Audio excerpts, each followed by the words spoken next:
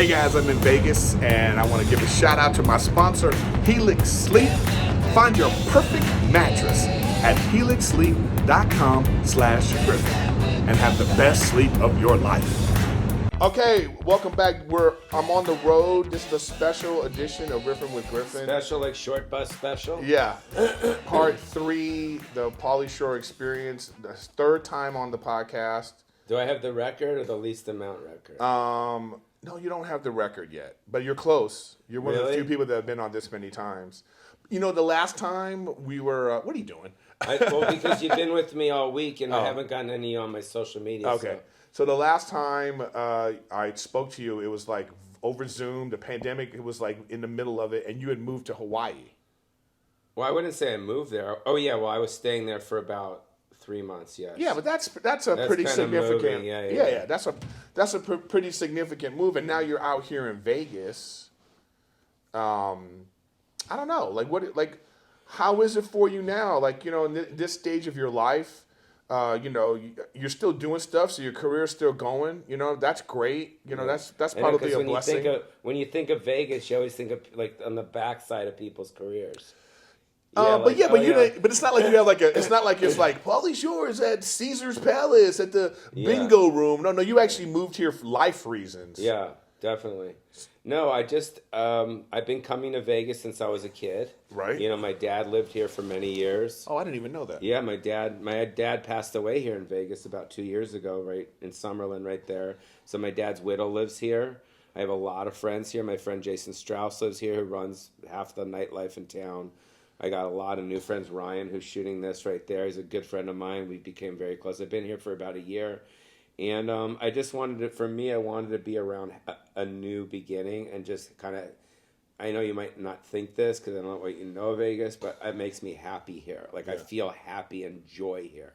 You know what I mean? Like, there's a joyous here that reminds me of the early part of my career when I was doing a lot of silly stuff. And to me, Vegas represents goofy. I mean, we were on the street. You saw that knucklehead come up to us. He's a knucklehead. You know, he's from, he's just like crazy. So, I don't know. Vegas is fun. It's silly. It's fun. My brother Scott got a place out here now. So he's going to be out here. And it's only a 45-minute flight from L.A. Yeah, you're in LA all the time. I see you in LA all the time. Yeah. But like, how is it at this stage of your life? Because I'm not even saying career. I'm saying this stage of your life. Because you've had such an amazing life, really. I mean, there was a ginormous career time in your life where it was like, man, everybody knew who Pauly Shore was. Yeah. You know? And so now, do you feel like you're enjoying the fruits of that labor now? Like how would you consider what's happening in your life right now? No, I definitely feel like I'm in my 20s again. You know, even look around my house here. It's just silly. It's just like, you know. It looks like many porn shoots have gone on here before you moved in. and during my movie. No, I don't know. I got this house, you know, I didn't buy it. I'm leasing it because I don't know where my head's going to be in six months to a year. That's what I'm saying. No one knows what the fuck's going on. So you might be in Idaho next time I see you. Yeah, actually I was thinking about Idaho. No, I don't know. Just, you know, when your parents pass away and you get a lot of that, you know, and you're going through stuff with your family and you kind of move on. You want to just kind of move, you know, switch a new leaf and kind of get in a new space. And LA's my heart and LA's my home. But this is where I live right now. Yeah. Yeah, but I feel like, well, let me ask you, do you feel like any place else but LA, though? You know? Because there was obviously something that made you be like, I got to get out of LA. No, it was just, I've been there 50 years. Yeah, sure. So it was just like, fuck, I got to get out of LA because of that. And then the coronavirus and all that shit had a lot to do with it. Yeah. How so? LA's just fucking, it's depressing now. There's like a feeling there where everyone's kind of resistant. There's no freedom. I don't feel freedom there. I feel like this kind of like everyone's, you know, kind of being watched and everyone's like this. It's just the opposite of LA to me. It just feels weird. To me, it's just so bizarre here that a place where it's like 24/7 drinking, you can walk on the street with a beer, prostitution's legal. There's pawn shops. You're gambling. This is a place about addiction and debauchery. but they wanted to act like they care about people's health with the coronavirus. Yeah, I mean, it just seems bizarre to me, like here in terms of like, you know, they just restarted the mask restrictions, like say put on masks. They're doing that for political reasons because the governor says to do it because, you know, that's just the way it is now. But there's no capacity, like, so you could still be like, you know, it's like you're indoors, everybody wear masks, but there's no social distancing, there's no. Like, you know, there's no capacity, like, you know, things. It's not LA. LA's LA. LA's the only place, I think, in America that's really like, you know, like what you're talking about. You know what I mean? Like, well, it seems that everybody. You going to Texas, Florida, all those places are the same way. I mean, I just did a tour of Texas. It's the same thing. People don't give a fuck. Yeah. You know, so it's just. It's strange. I was talking to Ryan before this. I was just saying, like, I feel like, you know, we're going to be able to get back to normal life when we start looking at that COVID the way we look at alcohol. And I'm not saying they're the same, but I'm talking about the feeling that we have towards it is that we really just we don't care. People take their own personal responsibility. I mean, I know that, like I said, I know it's not the same, but I'm just talking about the feeling towards it. Because, you know, when you look at alcohol-related deaths, it's astronomical a number, you know. When you look at like obesity, like the leading cause of death in the country is obesity. It's obesity related diseases. You know, like we don't look at those numbers like, oh my God, what are we going to do about this? We just kind of go, well, this is part of our society, and then we move on with life. I think when we get to that with COVID, that's when life is going to get back to normal. Because right now it just feels like we don't really know what we're doing or why we're doing it. And no one does really, because you get all these people saying, you know, Fauci or this one or that one, and then stuff constantly changes. And yeah, it keeps changing. It just like changes, and you're like, fuck, you know. At the end of the day, you know, you're sticking shit in your fucking veins that you don't know what the fuck it is, but you're rolling the dice and you're saying like, hey, the scientists and the smart people in the world are telling us this is what the fuck to do, so we just do it. And then the people that don't do it, that are getting sick, you know, that's on them.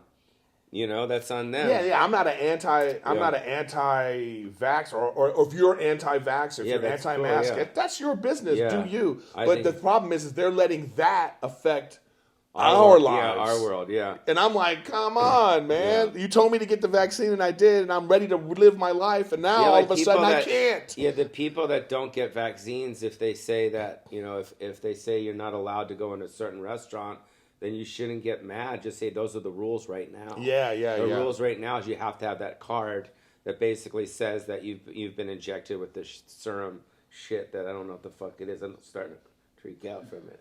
I don't know. What are you talking about? No, I'm fine from it. No. Yeah, I got we all. Did you have any? Did it hit you at all when you took it? What?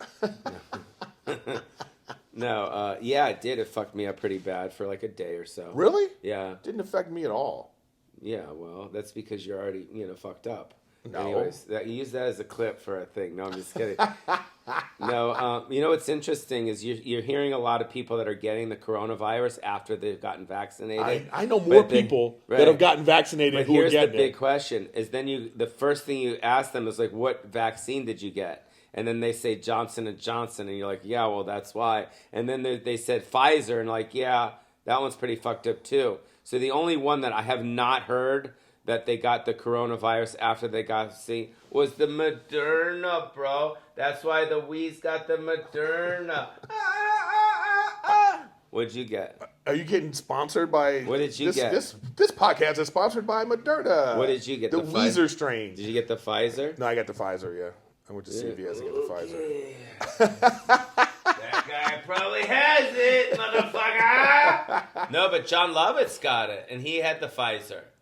Yeah, but he's... John Lovett. Yeah. He's crusty, right? He was the original Pauly Shore.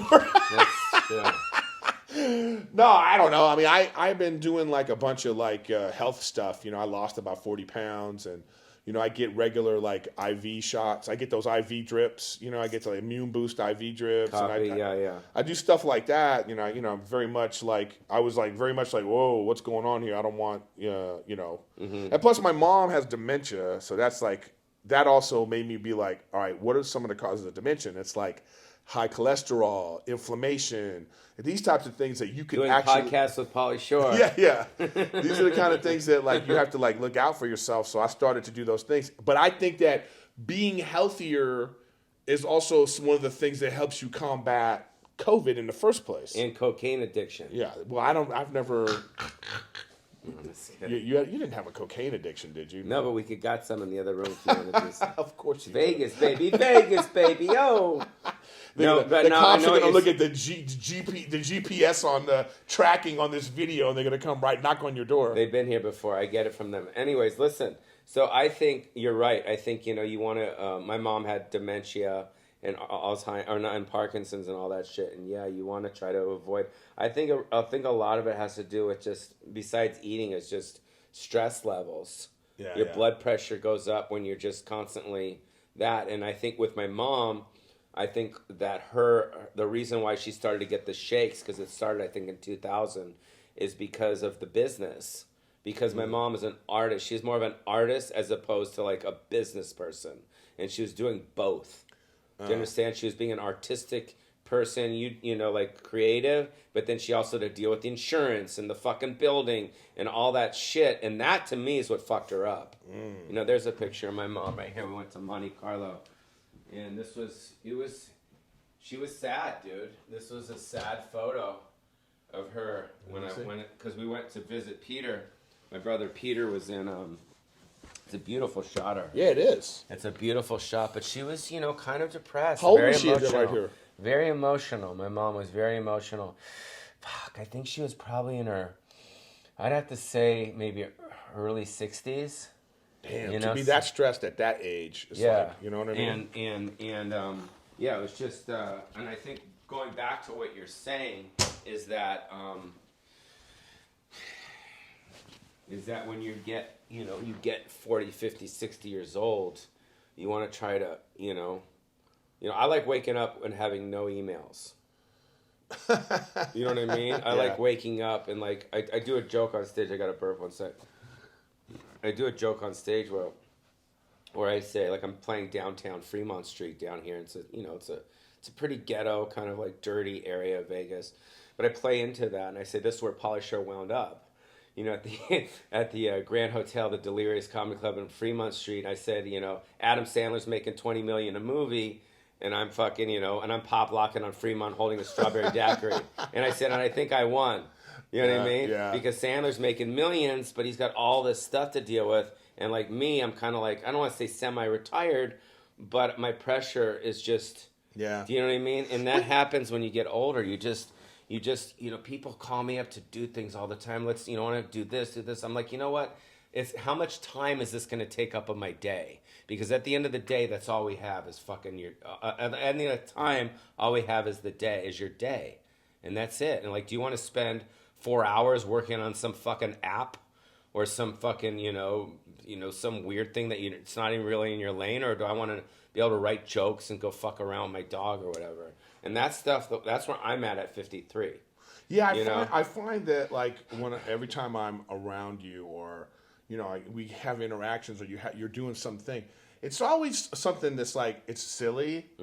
But I can tell you're really enjoying yourself. Yeah. And you surround yourself with like people that like I can tell like there's no stress. Yes.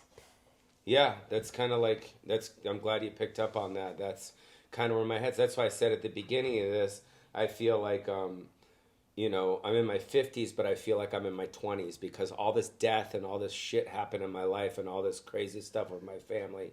And, and that was a lot of the stuff that was holding me back. I'm very emotional and, like any of us are when you're dealing with family. Yeah. It's hard. I mean, you talk about, I don't know what you're going through with your mom with Alzheimer's. That's fucking gnarly. Yeah, it's tough. It's fucking gnarly. And what the tough part about the past year and a half is, it's like, I think that like what this pandemic has done is like, I think we all are dealing with stuff and we've been dealing with stuff.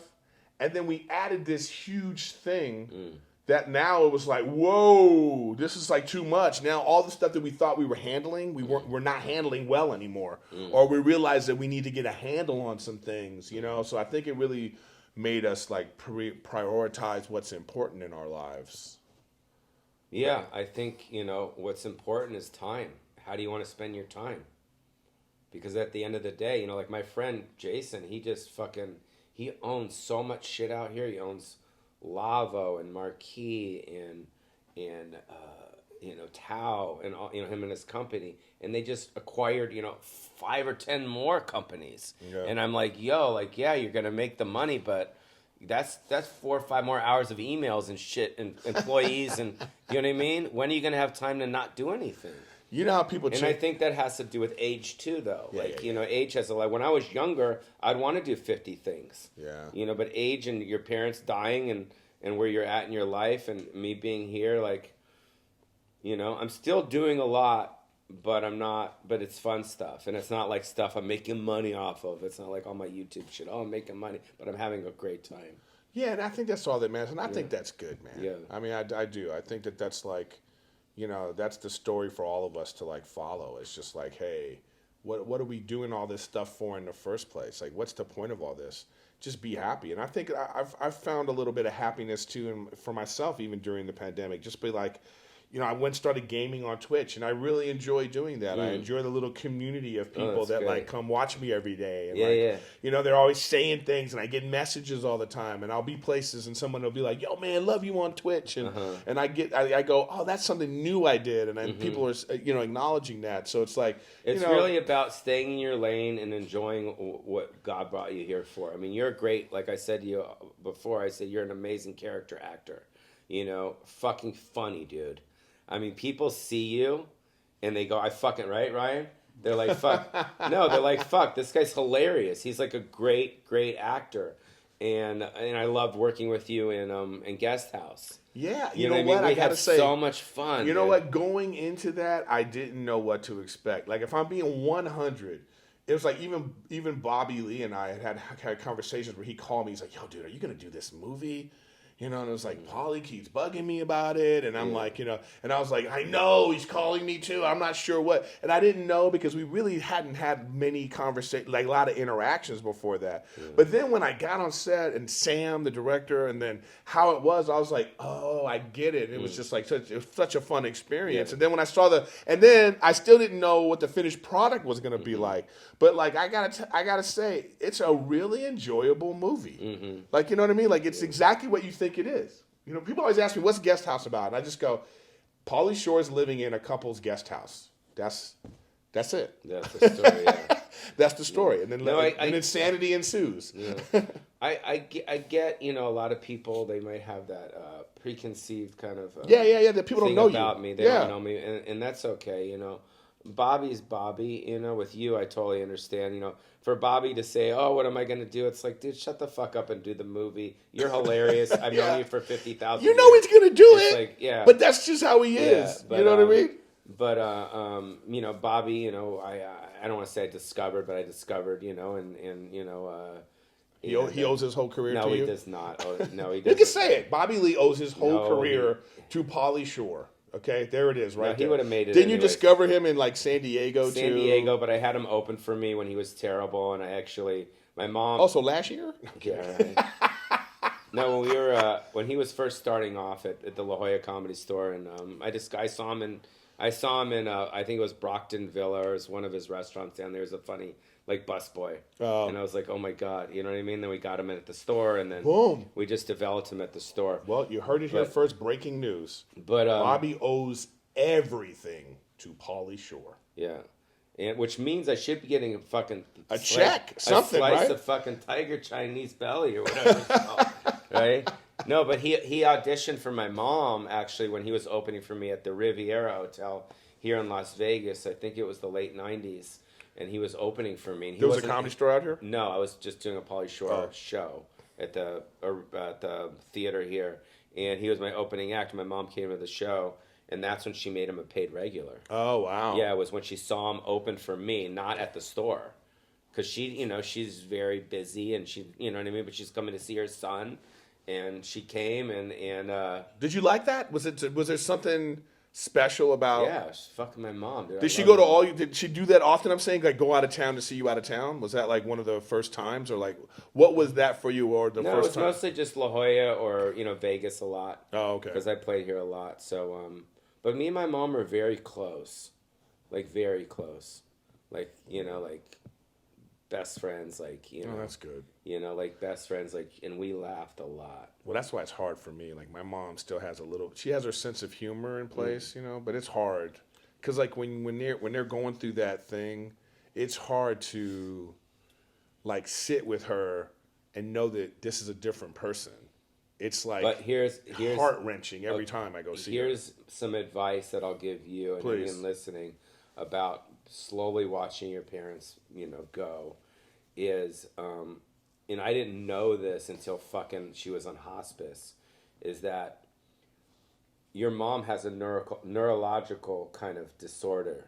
Got it? But her liver and all this other shit in her brain and, everything is there. It's kind of functioning. So my suggestion to you and anyone else is that your mom, no matter what she says out of her mouth, understands you. So for instance, you might go, oh, she's like a vegetable now and this is uncomfortable. But if you lean into her like this and you go, Mom, I love you, I'm here for you, and you kiss her just like as if she wasn't sick, she feels it and she gets it. Because her neurological has nothing to do with her ears. The last thing that goes her sensory. The last thing that goes is your fucking ears. Yeah. Because the thing that was fucked about my mom, that was so fucked up, was that she couldn't speak. So for instance, you knew she wanted to say something, but she couldn't take what was going on in her fucking brain and put it out in her mouth and say, I want a sandwich. Oh, right. And that's what was fucked. Yeah. And imagine how frustrating that is. And her hands were fucked up, so she couldn't write it. Oh. So she just had to fucking sit there and hearing all these things that are going on and what's going on, but just fucking take it. And that's the saddest part about Parkinson's and Alzheimer's and all that shit, is they're just there even though inside of them is fully healthy. Like my mom's heart was healthy, her livers, all this shit was healthy, but she couldn't communicate because of the nerve. But the last thing that goes, that goes, that was the barbecue. The last thing that goes is the throat. Because what happens is then you can't swallow. And if you can't swallow, then you stick your tube in there. And then if what's that? What kind of life is that? Yeah. So you have to have that decision too to deal with. So well, I know that, but that's something my mom had talked about with me like a long time ago, like being like I know she didn't want to be on machines. Yeah. No one does. No one does. Well, some people, but what I'm saying is I think that there are choices that certain family members make because they're being selfish about themselves. They're being like, I don't want this person to go, or they want to hold on, or whatever it is. I think the machine is good if like there's a chance that person's gonna live, and it was a fucking car crash, and they're like 35 years old. Right, I get you. You know what I mean? Then you put the tube in there because you know what I mean? Because right now they're like stuck. They got in a car crash and you're stuck like that. But yeah, it's I'll tell you this, there's two different lives. There's a life when your parents are in it, and there's a life when your parents are not in it. Yeah. And they are completely two different lives. Yeah. And it has nothing to do with how old your parent are. You could be like, well, how old's your mom? She died at 87. Oh, she had a great life. It has nothing to do with the great life. She's dead. I can't go kiss her. I can't go stop by and bring her, soup or whatever. So it's tough, But then another thing that I realize is your parents don't want you to mourn. Like my mom doesn't want me to be sad about her, and my dad doesn't want me to be sad about them. They want me to say, hey, stop being a little bitch, move on, I'm cool. Our parents want us to be happy. Yeah. I believe that. And I feel like you're getting there. You're living. There's no destination. Yeah, you're just living happy. I am now. I'm good. I'm shifted into that. Yeah. That's good, man. Yeah.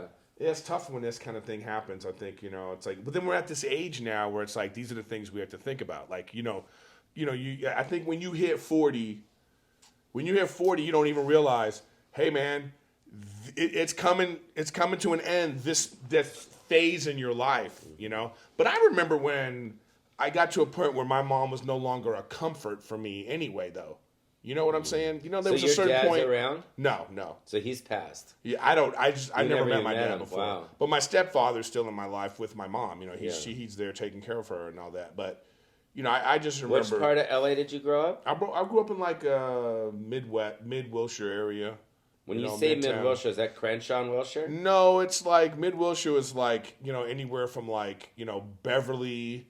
I'll say think of La Brea. So anywhere from Beverly all the way down to like Pico. Got it. Okay. But that's like Midtown. So it's like Midtown, Mid Wilshire. Went to high school in Mid Wilshire area, like 3rd Street and all that kind of stuff. 3rd and Third and La Brea. So I'm a LA guy. I was born and raised in LA. Like we're one of the few people that we even know around. Yeah. Even at the Comedy Store. Like I'm from LA. Everybody else is like from their like whatever city. Yeah. And they always want to claim their cities. LA. Like no, dude, that's 909, bro. Yeah, man. That's like 818's not. I have a 213 area code. Yeah. That's original LA area code. That's OG. Yeah.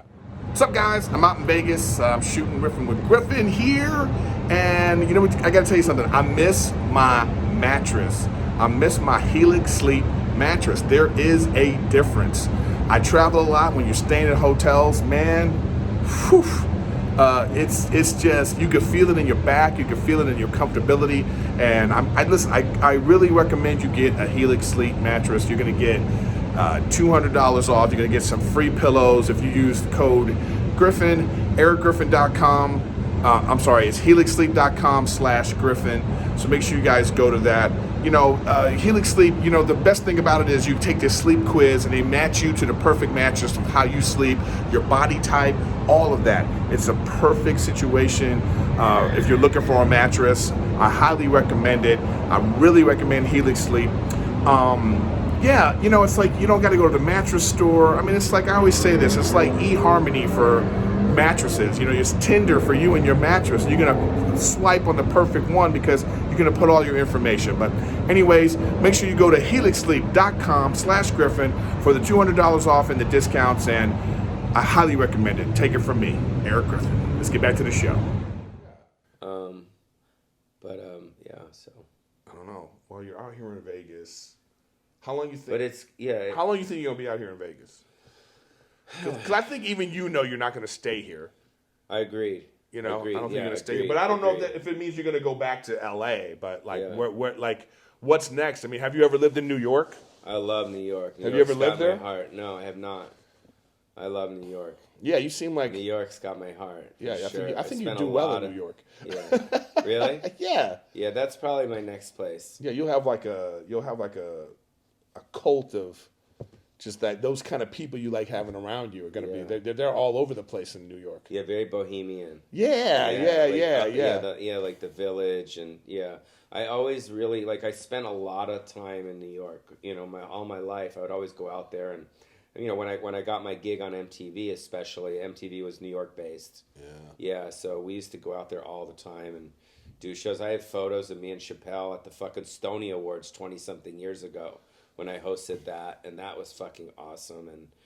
And just New York is got that all the artists and that's the issue with Vegas is I don't find that, and that's the thing that'll probably drive me out. Right. It's not like because you were.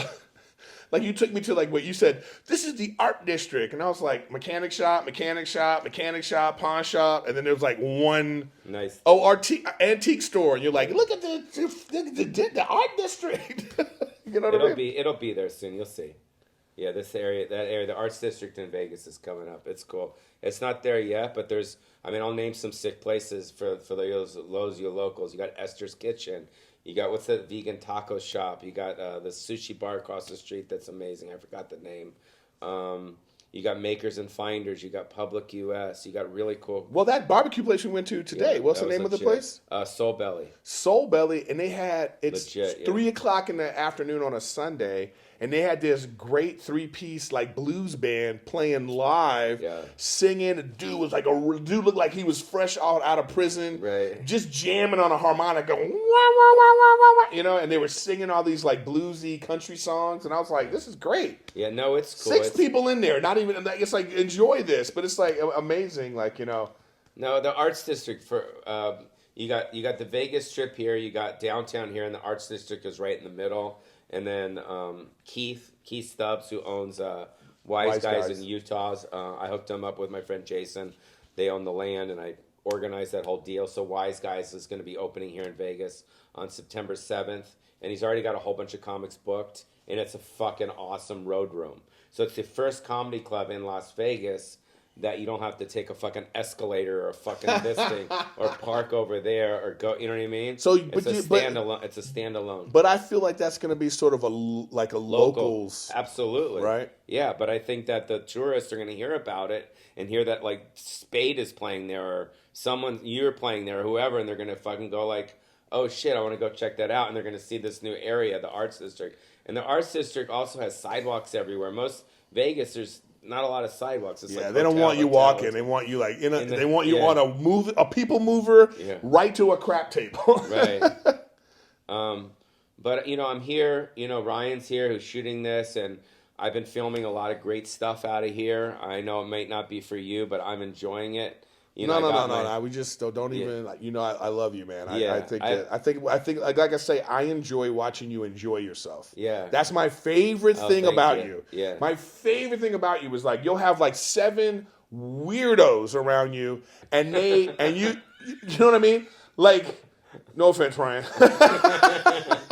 No, but you're a professional, so that's why you have a skill. Yeah. Some of these people he has around, I'm like, what does that girl do, or what does that guy do? But he just is like, like he's like the weirdo whisperer. You know what I mean? And then he's just there with his little cult, and they're just like they love him and they appreciate him, and you're just having a great time. Yeah, I love it. So I think that's like it's something to be said about just like it's funny to be where you are right now, to like as opposed to like where you started, like because you were talking about MTV earlier. Do you ever like flip on MTV and just be like, damn, what is this now?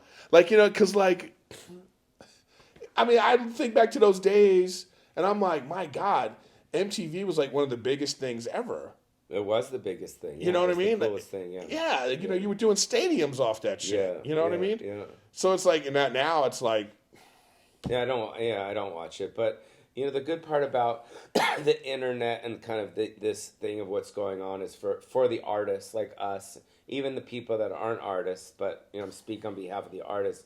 You can do whatever you want and say whatever you want and put out whatever you want, so that you can cultivate your own whatever audience. You want. It's kind of cool. Like it is a nice thing to even if it's not a lot of people watching, but as an artist. I get this shit out here, and I get it out. I have my band, Pauly Shore and the Crusties. I got my Sweating with the Wheeze show. You play an instrument? No, I sing. I'm the singer. Well, no, I've been singing since I was little. I'm not good. Really? I'm not good, but I have fun. I enjoy it. Pauly Shore and the Crusties. Yeah. Yeah. Well, we're going to be playing Vegas. We'll be playing a Chinese restaurant in Vegas before no time here. Yeah. We got that. Is that your goal, a Chinese restaurant? Yeah. Is that like the starter ground? No, that's where it finishes. Because again, it's all about the comedy. All I give a fuck about is the comedy. That's your Chinese restaurant residency. That's what you want to get. Yeah. Like, while people are in a buffet line, you're gonna be like up there. It's not unusual to be loved by Pauly Shore. I'll be doing Courtney Love songs in a dress. Now that sounds about right. Yeah, that's what I'm doing. Really? Yes. Courtney because Love. It's fun for me. I get it. And it's fun to hear people. It's like it's almost like Borat. I mean, you do it. I'm playing this part. I'm not a homeless guy. I'm fine. Yeah. You know what I mean? That's what. Oh, you know what? I was just about to say that. I think what I enjoy the most, because not knowing you more now, what I enjoy the most is that you are aware of what people think about you. You're fully aware of what's happening in a moment when you're acting Pauly Shore, and it's like you're watching them react, and they're reacting like, "What the fuck's with this guy?" Right, and you're getting off on. It's my favorite. Yeah, that's what I'm saying. So that's what I'm saying is like this is what people don't know about you. And the first time I knew this about you, the very first time I really understood this was when you were on my podcast for the first time, and you were like, you sat there and you went, "All right, you know what? I'm not going to be." You made a motion of like. I'm gonna be real with you right now because I know that's what you want. Right. And that's when I was like, oh, this motherfucker's playing everybody. Right. Yeah. It is. It's all focused. That's what I'm saying. It's deliberate. It all is deliberate. Look, I came into Las Vegas and I said to myself, I go, I want to start a band with just a bunch of old fuckers. that's it. And it's going to be Pauly Shore and the Crusties. And I could not find any fucking band. So I settled for this other band who's a good band, but it wasn't that funny to me. So one night I'm at Sand Dollar, which is a rock club here in Vegas, and I'm sitting there watching a show with some friends, and I see these old guys on stage. They're doing like a Grateful Dead cover shit, and you were like, "This is it. This is the guys." So I get the guys, I get their numbers, and I go, "I need a drummer that's as old as you guys." They're like, "We got it." So they get me Eddie Thickett. And then I bring my old guy Bill from LA. Yeah. That's one of your weirdos. I remember him. He's in there. So that's the band, and people are loving it. And I put out songs on YouTube and everything. Yeah. So when have you? So you've played live already? No, we're doing the first live show in October. Oh wow. It's going to be funny at the Sand Dollar, but we record our videos in the garage. Maybe I should come open for you. Yeah, we record our videos in the garage. So it's a garage band with Pauly Shore and these old fucking guys. You know? But I get it, though. Get it? It's a garage band. People think, oh, you're doing grunge music? No. We film it in a garage. Yeah, so we're in the garage, and I have wardrobe. I play Elton John, so I put on the Elton John outfit. So you just wear your regular. And then we got a series called Classic Scenes from Classic Movies, which is basically. Oh, that's hilarious!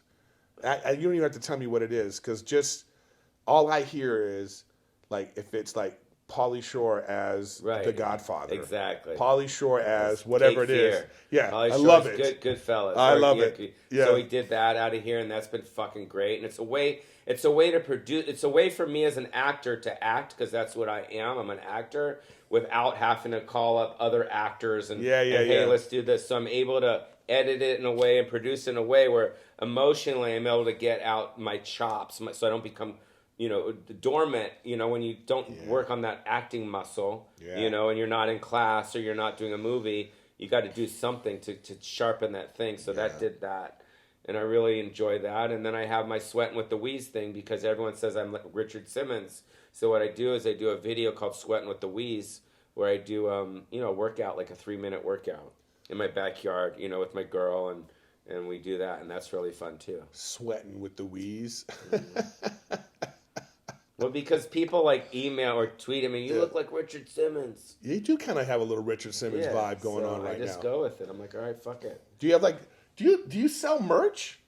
I do, but I'm just like, again, it's how do I want to spend my days? I want to spend hours dealing with my merch. You're a merch guy. You got a guy for everything. You got a camera guy. You got a fucking old band. You got a thing. It's like, this is how you know he's financially okay, by the way, because it ain't even a thing. Because Weezer shirts would still sell. I mean, all the all that stuff. I do sell it. I just don't make it a big deal to sell it. They're coming at me to do my own marijuana strain, so that's like the next thing that. Oh my God! I don't even smoke weed, and that makes sense to me. You don't want to smoke some weed? Get some wheeze, Weed's legal here. Yeah, I don't think would it have mattered to you? No. It doesn't really matter. Were you like, if you don't have to talk about it if you don't want to, but like when you were coming up and it was like 80s and 90s, were you like, did you try every drug possible? Or was that something you stayed away from? I'm curious. Not to say that your persona would come across like you took a lot of drugs. Yeah, no, but I can understand if you didn't. I did coke once in a while, but it was never I went on a coke binge. Oh. It wasn't like, let's do coke. I was like, I'd do a little and then I'd be good. Is that something you got from like the Comedy Store? Because those are the stories you hear all the time. It's like it was like just, that glass piano back there is where everybody did coke. It wasn't really the store. It was my friends that I went to school with. Because I went to Beverly Hills High School. So as you know, Beverly Hills High School. I mean, you grew up in L.A. Yeah, that's where. Beverly Hills High School in the '80s was a fucking it was less than zero. Yeah, Casino was based off Beverly Hills High School. Yeah, but it wasn't like the fucking show. But it was like a John Hughes film. I mean, Beverly Hills High School was it was heaven. It was fucking heaven.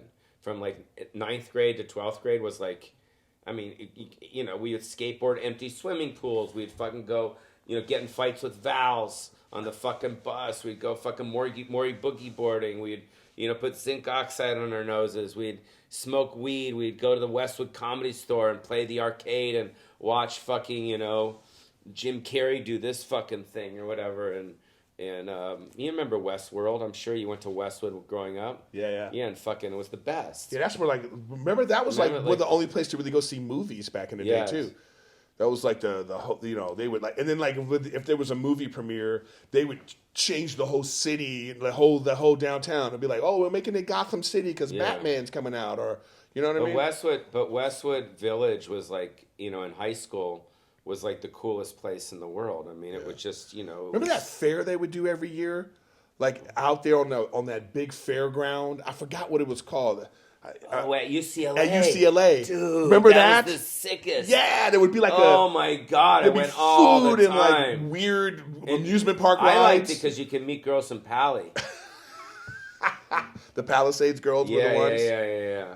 Because, you know, it'd be like this at UCLA, there was like, you know, like you said, a fair, and all the kids from all the different schools would all meet there. Yeah, that used to be the thing. I fucking forgot what it was dope. called, though. Mardi Gras. Was it called Mardi Gras? No. I feel like it, you know, that was when it was in my head, too. I thought it was Mardi Gras, but it was like a particular name. Yes, that's crazy. And they would, dude. and it would be my every God. year, and it would be like food and rides and stuff, rides yeah. and all kinds of stuff, and that'd be the thing to do. We got to go to UCLA and go do that. I used to ride the bus by myself. Yeah. Even to go to the movies when I was a kid, I'd be like 13. 91X or something. You know what I mean? Just take the bus down You Wilshire. get off at the Federal Building. Right Yeah, over there. exactly. Yeah. Shit, man. But yeah, Vegas is cool. It's kind of where I'm at now. You know, it's definitely not LA. You know, LA is sad to me right now. There's a sadness there. There's a resistance there. There's a, you know, a very woke kind of like thing there, and that energy. It just doesn't work for me right now. I mean, I understand people are there and they're going through what they're going through, and that's fine. But for where I'm at in my life, it doesn't really work for me. I felt like Guest House was a throwback to like a movie that like people seem to be afraid to make right now. You know, because it's just like, you know, boys being boys and like, you know, TNA and just raunchiness and language and just what comedy used to be about, the fun lighter side of it. And now I think, it's like now we have to make, just sad, depressing movies, or there can be no victims in the movie. Like you can't have a victim anymore. Like a female can't be a victim. Someone of color can't be a victim. We can't have nudity. We can't have so. I mean, I understand that there's like, you don't want to be like gluttonous with these types of things, but there is something based in comedy where all those things can be funny. And like, even like that show that I was on, even like show like Workaholics, I don't know if Workaholics would work right now if it came out, just because of, it was drugs and women and, just some of the subject matter that they made silly. People now would be like, this is problematic and toxic to behavior. So that, so what do you think about, being able to make a movie like you did called like Guest House? And is that the direction you want to go in, or is it just like not, or are you just like, hey, I'm just going to do my own fun stuff because I don't want to deal with the Hollywood machine? No, I want to deal with the Hollywood machine. I'm all about ideas. I think Guest House was just a good idea. When Sam came to me with the concept, and said, hey, this is what it is. I'm like, you're in the guest house. I'm like, that's fucking hilarious.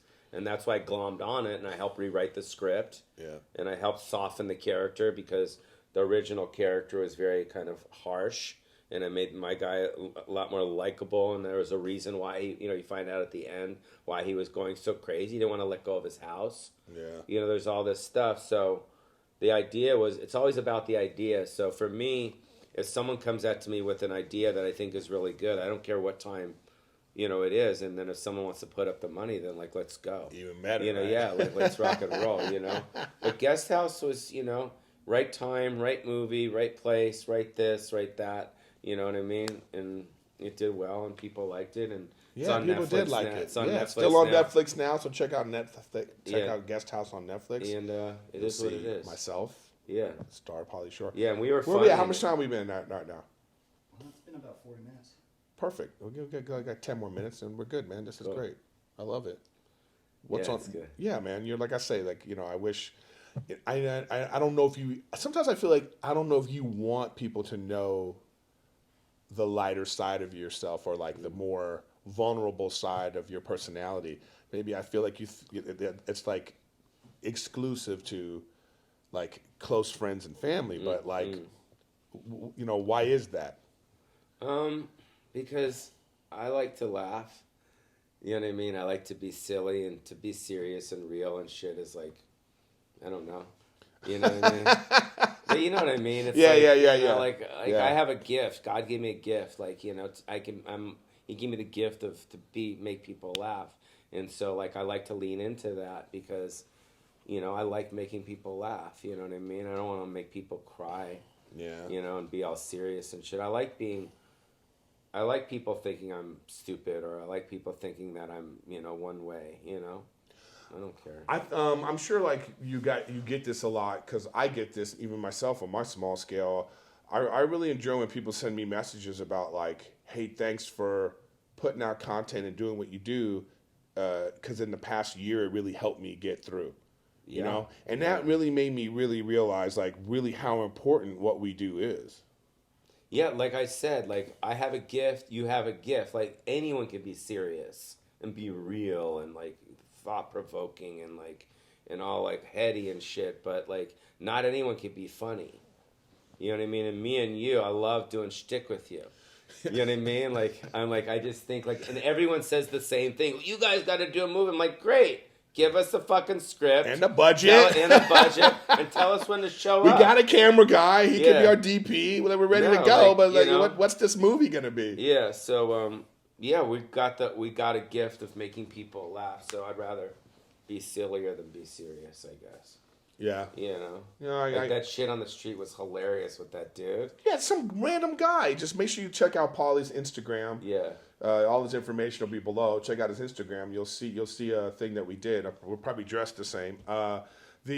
Some weird guy just walks up and was like, I love that. It's like, because you've been in the business so long, you have a wide range of people who know who you are, but like you could tell this is a guy that knew you, you know, for a while. he's known you for a while. You know what I mean? And he's just like, Pauly Shore. And he's like, you know. He's into it. Yeah, man. Yeah. And that always, and anytime I was like, if somebody's really into you, I'm like, ooh, let me see what's going on with this person. Because they don't really, you know what I mean? Because they don't really know Right, yeah. what they're super into. Yeah, it's okay. You know, they don't have to know the serious side of me, you know? I get it. It's fucking, Yeah, but that'll be your thing, though. Like, this is like, happens to everybody. It's like, you know, you're going to have, like you're going to play that, like, Robin Williams part in Good Will Hunting or something. Like, maybe there is a role out there where people are going to be like, and then that's going to be the thing, a side of Pauly Shore Right. you've never seen. I know. You know what I mean? And that'll be the thing that really shows. Because ultimately, being an actor, because even doing comedy is acting. Even when we're on stage performing, we're acting. Performing, we're absolutely. performing, you know? Yeah. Like, don't fool yourself. We're performing. Yeah. Even if it's a part of our personality, We're still performing. we're performing, you know? Correct, So yeah. there is something about being in a show or a movie where you can, like, because people ask me all the time, what do you prefer, acting or stand-up, you know? And I hate making that choice because there is something about taking material. I like acting better. You do? Oh, Yeah, really? I like acting better, but I agree with you. But I've seen your set, so I understand why. But go on. Whoa. I'm just kidding. Ooh, that was harsh, right? Too hard. Was that too hard? So acting to me is way more, because it's very detailed and it's very specific, and it's this, and it's a lot of prep. Yeah. You know, Like, I it's know almost exactly like what you're saying. It's a lot of prep. Like, I prep my ass off for Guest House. Yeah. I prep like all the little things and all Yeah, that and shit. you know, and people wouldn't think that. People would think it's like, oh, what does he just show up and be Pauly Shore? No. And it's like they don't know like how even these little, you know, guys, what you don't even know. Let me let you a little inside of Pauly Shore right now. Even these little man on the street things that he's doing, you don't know how much he very much. I want you to do this, and this. I'm going to say this. You try to say this, and then try to make it natural. And then it comes out where you think, oh, look at Pauly just being Pauly. But no, man, it's all deliberate. It's all, you know, planned out. And I think that's like, you know, that's what's great about doing things for YouTube and Instagram and stuff. Is that you can combine this like stand-up energy, but we're like, oh, I can do some acting and do a scene. Well, that's what I like about one of my favorite shows is Curb Your Enthusiasm. I mean, I haven't watched every episode, but I just love Larry David because, you know, like he's playing a role of a guy after his career, and this is who he is now, and his acting and how he exaggerates, and like it's coming from a true place, but it's all fake. And like the stuff with you, we do this thing on the thing where I'm asking him to move to fucking Vegas because Joe Rogan's got everyone to move to. You know what I mean? People are gonna like the comments are going to be like, dude, don't move to Vegas, it's disgusting, and oh yeah, you should, but it's all, I don't want to say it's fake, but it's all acting. We're acting. Yeah. This is not acting. Yeah, I don't dislike him. Yeah. So in a video, you might think. Yeah, no. So I love the Curb style, and I love interacting with great comedic actors in that way because it's fun, dude, and it's easy. But I find okay, so I did Workaholics. I've done some funny things, But I will say, like, when I was doing I'm Dying Up Here. There was something about coming from a comedic background, but doing this sort of real grounded, dramatic thing. I found it very rewarding. Oh, great. Even more so than like doing some funny thing. Absolutely. You know what I mean? Like, yeah, if people ask me, and I'm sure maybe it's not, probably you too, I don't know. If they say, if I had one thing that I could do in my career, like what would be the one thing? And that'd be like to do like a third lead in a dramatic film with a really good director. Yeah. That would be like my number one. And I tell my fucking manager all the time, I'm like. But the problem is they have such they have such limited vision. Sometimes the people that run Hollywood because they think of you. They think of you all the time as like, well, you can't be serious. You're always going to be this. Get guys that are great directors, like a Quentin, or I use him as a very generic kind of simple thing because people understand it. But you get a guy who has a vision, who has control, who has some fucking balls, and also people respect. If Quentin Tarantino says, "I want Erik Griffin to play this fucking detective." In this thriller thing that winds up later that he's the killer, or some shit like that, he would do it. You know what I mean? He would get. Let's start that hashtag right now. No, but that to me is like, because I think comedians love to act. Yeah, we do. And they know how to act, but not a lot of actors can do comedy, except for De Niro. I think De Niro kind of changed. You know what's funny about what De Niro does is I think De Niro is still doing what De Niro does in serious movies. But it's what the people around him are reacting to him doing what he does, and it's just perfect. But he's aware of it. He knows he's in a comedy, though. Yes. When he does Analyze This, and he's working with Ben Stiller or whatever, comedic actors, he still knows he's in a comedy. Right. But I agree with you. But he's still being a mob boss. Correct. You know what I mean? Yeah, I mean, and that's why I love classic scenes from classic movies, because it kind of, if all fails, I can at least do that, and I can play these roles, as if I got, People versus Larry Flint. You know what I mean, right? And it's great, and they turned out great. And if you watch it, people are like, "Fuck." And where can they find that? It's on my YouTube and my Instagram. Yeah, so check out Pauly's YouTube. Check out his Instagram. Yeah, check out classic scenes from classic movies. And check out Sweatin' with the Wees and Pauly Shore and the Crusties, and also my podcast, Random Rants. Yeah, I've been on Random Rants. Yeah, that was fun, dude. Yeah, you had he's got random nuts. People on Random Rants around him. It's like that was so much fun. But listen, man, I appreciate you doing this for me because I'm out here in Vegas. I was at Brad Garrett's all week, and I was like, I got to do my podcast. I was going to do it solo. So it's better. This is always better. I always enjoy being around you. I enjoy your energy. You know what I mean? It's always a good time. I think a lot of it has to do with we're both from LA too, so there's that respect too. Yeah, but I also think there's some sort of there's a comedian bond that all comedians kind of have like a commonality. There's a thing there that they go, oh, I get what you've been through. I get how your brain works to figure out how to make something funny. Mm-hmm. There's something there that we're connected that way. We're not all close. We're not all friends. We don't even like each other, but there's a common bond there. Yeah. But when you actually do like the person, it makes it stronger, and you have a good friendship, because it's like, we're starting to, second part of our lives. What's it called, the back nine? You know what I mean? We're living like so many. I think we live so many different lives in our lifetime. You have your childhood, you have your adult. You're different when you're like in high school to like in your college years, and then your 30s. Like you live all these lifetimes. I think back now about, man, I was doing such different things, and now I'm starting a completely new life. I'm engaged, and it's like I'm like, what the hell am I starting? You're moving to Vegas? I'm not moving to Vegas. Yeah.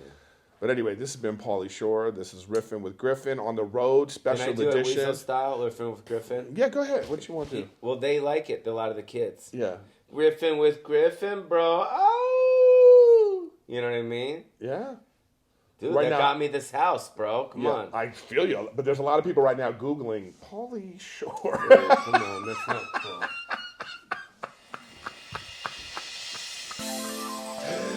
I'll see you next week.